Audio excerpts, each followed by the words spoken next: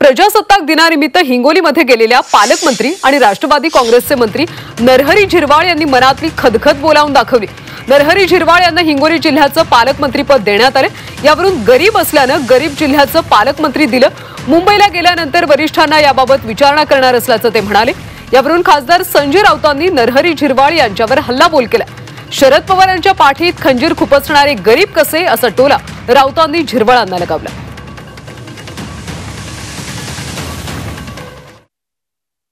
हे अल्प आहे, गरीब आहे, पाण्यापासून वंचित आहेत, MIDC पासून वंचित आहेत।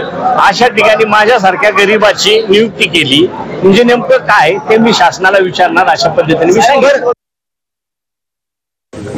मी त्यांना विचारीन, दर मंगळवारी आमची मीटिंग असते, अशा पद्धतीचं वक्तव्य केलेलं असेल तर ते योग्य नाही। मी त्यांच्याशी चर्चा करून काय गैरसमज झालेला असेल तर तो दूर करेल।